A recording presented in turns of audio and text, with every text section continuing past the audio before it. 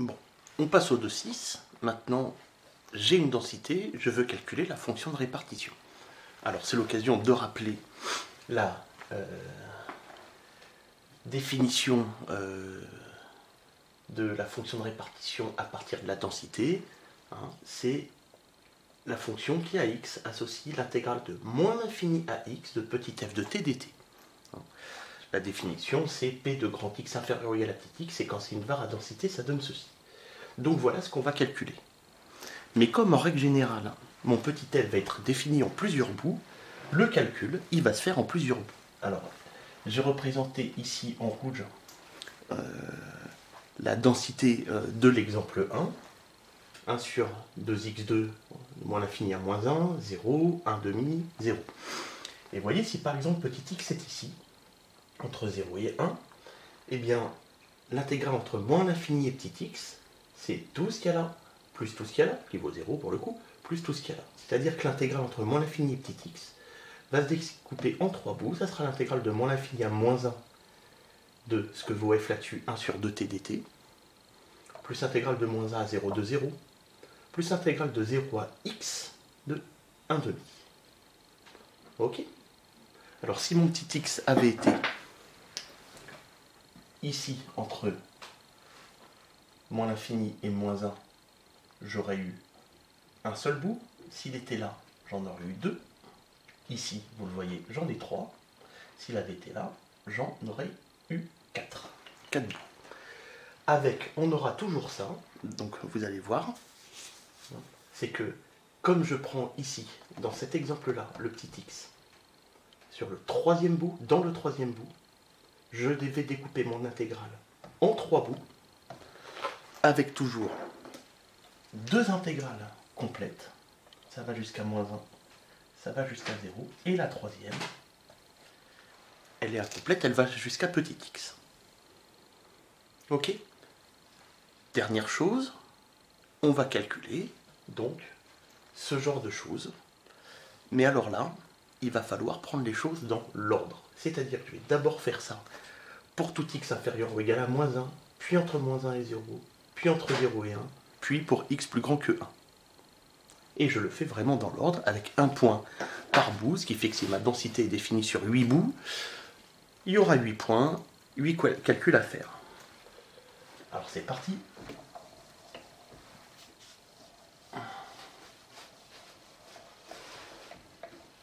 Alors je ne vais pas tout réécrire au tableau, mais allons-y. Donc, pour tout x inférieur ou égal à moins 1, donc là je suis le découpage de mon petit f. F de x égale intégrale entre moins l'infini et petit x de f de t dt. Alors là, vous voyez, vraiment important, je vous l'ai déjà dit plusieurs fois, je le redis, de mettre petit t à l'intérieur de l'intégrale. Toujours, parce que là, vous voyez, mon x, je le réserve pour grand F, pour l'extérieur de l'intégrale ou les bornes. D'accord? Voilà. Si je mets du x ici, du x là, je m'en sors pas. Donc dès que je suis à l'intérieur de l'intégrale, je mets petit t, même si mon petit f était défini avec du x au début. Et je vais toujours commencer par dire que grand f de x est intégrale de moins l'infini à x de f de t dt. Et puis, je découpe en autant de bouts qu'il faut, et comme je suis sur le premier bout, j'ai une seule intégrale dt. Et j'ai ça à calculer. Alors ça, je ne vais pas le réécrire. Hein. Vous voyez comment c'est fait dans l'exométhode. Mais comme c'est une intégrale de moins l'infini à x, c'est une intégrale impropre, eh bien je pose un a plus petit que x, je calcule l'intégrale entre a et x, et je fais tendre a vers moins l'infini, ça on sait faire. Donc ça me fait moins 1 sur 2x. Deuxième bout, pour tout x, appartenant à moins 1, 0. Grand f de x, c'est l'intégrale de moins l'infini à x de f de t dt, qui est égale à l'intégrale de moins l'infini à moins 1 de 1 sur 2t2. Je vais juste mettre ici la réponse que ça m'avait donnée. Alors il y avait tout un calcul, hein, mais ça faisait moins 1 sur 2x. Plus intégrale entre moins 1 x, je reprends ici, de 0 dt. Et ce qui me fait 1 demi. Je vais revenir sur pourquoi 1 demi ici. Je vais d'abord réécrire la troisième ligne pour tout x appartenant à 0, 1. Grand f de x, c'est intégrale de moins l'infini à x de f de t dt, je commence toujours par ça, égale intégrale de moins l'infini à moins 1 de 1 sur 2 t2 dt, plus intégrale de moins 1 à 0 de 0 dt, plus intégrale de moins 1 à x de 1 demi dt, égale.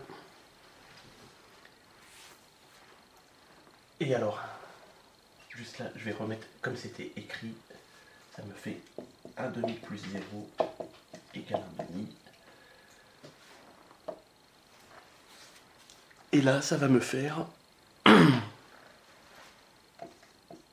demi plus 0 plus x sur 2, ce qui fait x plus 1 sur 2, j'ai plus la place, mais c'est marqué. Alors, pour revenir un petit peu sur ces calculs-là, le premier calcul qui est ici, j'en ai parlé, hein, je le fais comme je peux. Voilà, là c'est une intégrale impropre, je pose un grand A, blablabla. Deuxième calcul. Le seul calcul réel que je vais avoir à faire, ça sera toujours le bout où il y a du petit x. Donc c'est ça ici qu'il faut calculer, et c'est pas méchant, ça fait 0. Et l'intégrale qui est là, ici, qui est complète, c'est l'intégrale de moins l'infini à moins 1 de f de t dt. Et en fait, ce calcul-là, ici, regardez bien, l'intégrale de moins l'infini à moins 1 de 1 sur 2t2 dt, c'est le calcul que j'ai fait ici, au-dessus, mais pour x égale moins 1. Donc j'ai pas besoin de le recalculer, j'ai pas besoin de le refaire. J'ai trouvé que l'intégrale de moins l'infini à x de 1 sur 2t2 dt, c'était moins 1 sur 2x. Et bien quand je remplace x par moins 1, ça me fait moins 1 sur 2 fois moins 1, moins 1 sur moins 2, c'est-à-dire 1 demi. Donc ce 1 demi qui est là, je le trouve en remplaçant x par moins 1. D'accord? Parce que l'intégrale qui est là, c'est la même que celle qui est là, avec x égale moins 1. Continuons. Quand je le fais sur 3 bouts, ça me fait l'intégrale de moins l'infini à moins 1, plus intégrale de moins 1 à 0, plus intégrale de moins 1 à x. Oh, excusez-moi. Petite erreur. C'est pas moins 1, c'est 0. Voilà. Alors, pareil, là, ça, il faut faire le calcul, il n'y a pas le choix. Alors là, dans la correction, je ne l'ai pas fait, parce que c'est assez évident, hein, mais intégrale de 0 à x de 1 demi dt, primitive de 1 demi, c'est 1 demi de t, et 1 demi de t entre 0 et x, ça fait 1 demi de x. Moins 1 demi fois 0, c'est-à-dire 1 demi de x. Puis, ça fait 1 demi. Je vous ai déjà expliqué pourquoi tout à l'heure, c'est toujours la même chose. Et ça, alors là c'est 0, hein, donc ça pose pas de problème. Mais je peux prendre le même raisonnement, c'est-à-dire que là, l'intégrale de moins l'infini à x que j'avais ici, j'ai trouvé ceci. Pour avoir ça, je remplace le x, qu'il y a éventuellement ici, par 0, pour trouver 0. Et alors, j'insiste parce que c'est important, parce que, vous voyez, c'est long, on peut vite s'embrouiller dans les calculs. Or, c'est une question très classique, il ne faut vraiment pas s'embrouiller, donc je vais vous l'écrire la toute dernière. Pour tout x plus grand que 1, grand f de x, c'est l'intégrale de moins l'infini à x de f de t dt, qui est égale à l'intégrale de moins l'infini à moins 1, alors là ça va être 4 bouts, de 1 sur 2t2 dt, plus intégrale de moins 1 à 0, de 0 dt, plus intégrale de 0 à 1, de 1 demi dt, plus intégrale de 1 à x, c'est sur la dernière intégrale qu'il y a l'intégrale incomplète, le x, de 0 dt.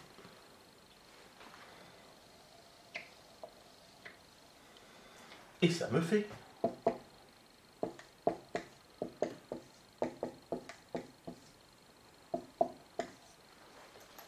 un demi plus 0 plus un demi plus 0 qui vaut. Alors j'insiste à nouveau.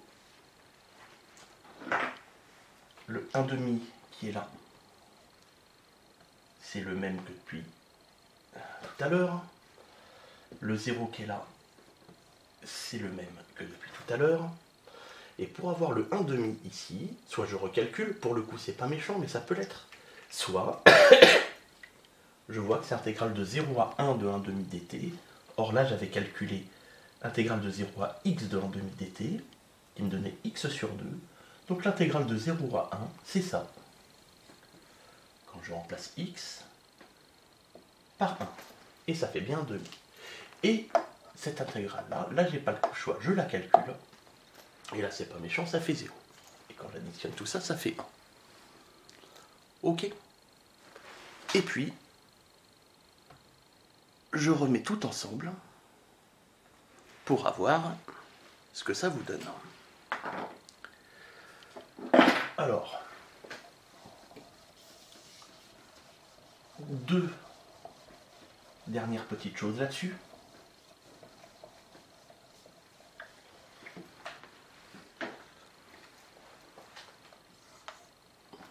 Mon petit f sera en règle générale défini en plusieurs lignes. Alors, c'est pas forcément écrit dans l'ordre sur l'énoncé, mais il faut le remettre dans l'ordre, j'y reviendrai juste après. Mais si la première ligne, une fois que c'est dans l'ordre, c'est 0, alors, grand F commence par 0. C'est-à-dire que si ma densité commence par 0, ma fonction de répartition va commencer par 0. Tandis que si ma densité finit par 0, j'ai pas forcément les deux en même temps, si ça, ma densité finit par 0, alors ma fonction de répartition finit par 1 sur le même intervalle. C'est le cas dans l'exemple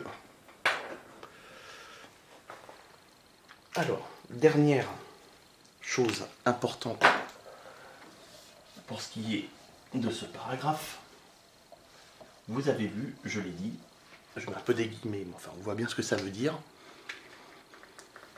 Il faut que ma densité soit dans l'ordre, vu que je prends les intervalles dans l'ordre. Or ça peut sans problème arriver que ce ne soit pas tout à fait dans l'ordre. Je vous donne un petit exemple. Je peux avoir une densité définie ainsi.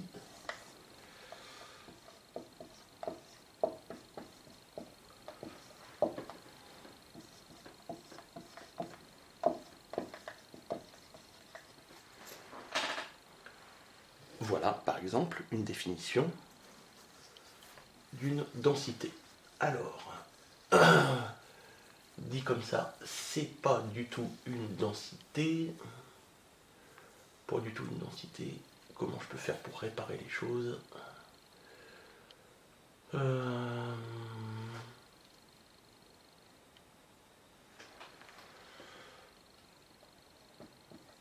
Voilà.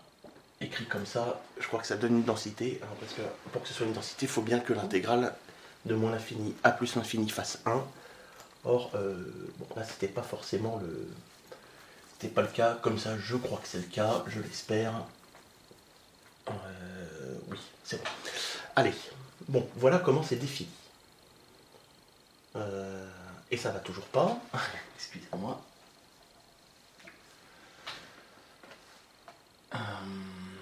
Je me suis compliqué la vie. C'est pas grave, ça arrive.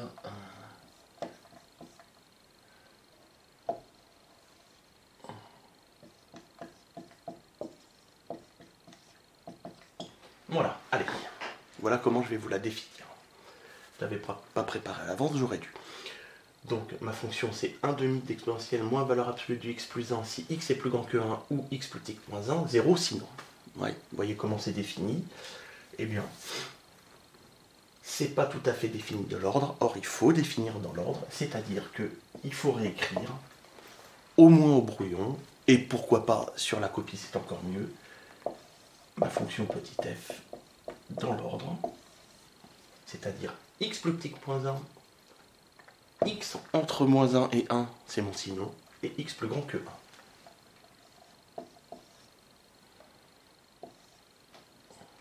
Donc d'abord si x plus petit que moins 1, et exponentielle de moins valeur absolue de x plus 1 quand x est plus petit que moins 1, comme x est négatif, valeur absolue de x c'est moins x, donc ça me fait moins x, c'est-à-dire x plus 1.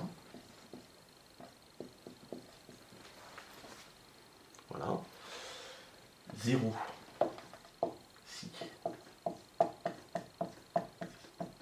Et mon sinon c'est si x est entre moins 1 et 1, avec des inférieurs ou égales. Et